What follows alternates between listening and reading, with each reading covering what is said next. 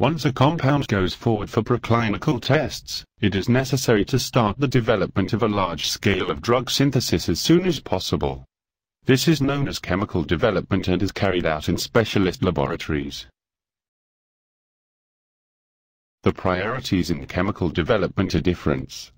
A synthetic route has to be devised which is safe, simple, cheap, efficient and high-yielding, has the minimum number of synthetic steps and will provide a consistently high-quality product which meets predetermined specifications of purity.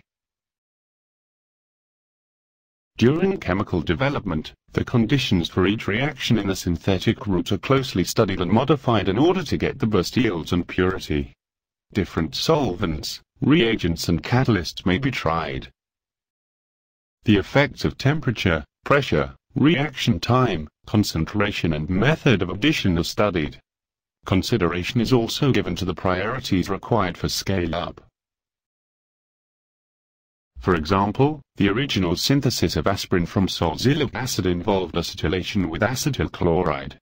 Unfortunately, the superproduct is the hydrochloric acid, which is corrosive and environmentally dangerous. A better synthesis involves acetic anhydride as the acylating agent. The superproduct formed here is acetic acid, which does not have the unwanted properties of hydrochloric acid, and can also be recycled. Once the reaction's conditions for each stage have been optimized, the process needs to be scaled up. The priorities here are cost, safety, purity and yield. Expensive solvents or dangerous or chemical products should be avoided and, if it's possible, replaced by cheaper, safer alternatives. Experimental procedures may have to be modified. Several operations carried out on a research scale are impractical on large scale. These include the use of drying agents, rotary evaporators and separating funnels. Alternative procedures for these operations can be used on large scale are, respectively, removing water as an azeotrope, distillation and stirring the different phases. There are many stages in chemical development. In the first stage about 1 kilogram of drug is required for short-term toxicology and stability tests, analytical research and pharmaceutical development. The second stage is to produce about 10 kilograms for long-term toxicology tests, as well as for formulation studies. The third stage involves a further scale-up to the pilot plant, where about 100 kilograms is prepared for Phase 2 and Phase 3 clinical trials. It's important that the quality and purity of the drug remains as constant as possible for all the studies carried out.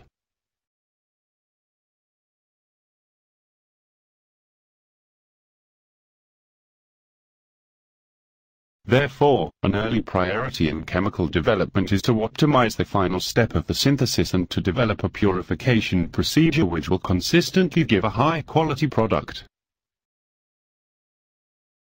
All future batches of the drug must meet these specifications.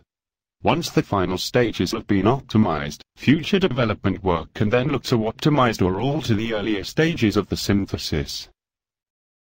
In some development programs, the structure originally identified as the most promising clinical prospect may be supplanted by another structure that demonstrates better properties.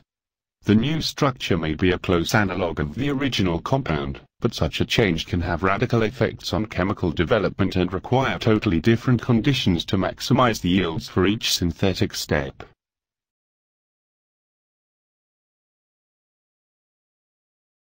Development process.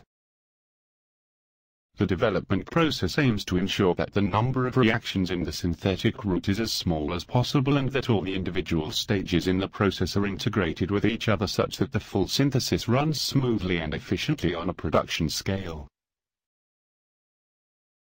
Pfizer has developed a green synthesis of its pharmaceutical specialty Viagra. Viagra has prescribed for erectile dysfunction treatment. The success of this drug has been remarkable as its global consumption to the order of 9 tablets every second. The key of the success is its active principle, the sildenafil, an organic molecule that is obtained by a synthesis that originally have over 15 stages involving. In order to reduce the generation of waste in the final stages of the route, Pfizer has been developing a new commercial chemical synthesis for the manufacture of the sildenafil, based on the application of the principles of green chemistry. This green chemistry has reduced the number of solvents used.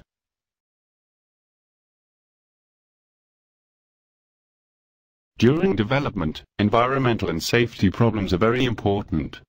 The use of green technology is very important as it can solve environmental problems.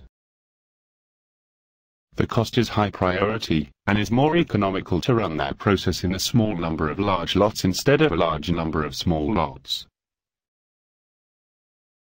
The main priority of green technology is that the final product must be produced with high purity and uniform in order to comply with the required specifications. Regulatory authorities require that each lot of a drug product is tested to ensure it meets the required specifications and that all impurities are distinguished, identified and quantified. The identification of impurities is known as impurity profiles and normally requires isolation by HPLC, followed by an MR spectroscopy and mass spectrometry to identify the structure,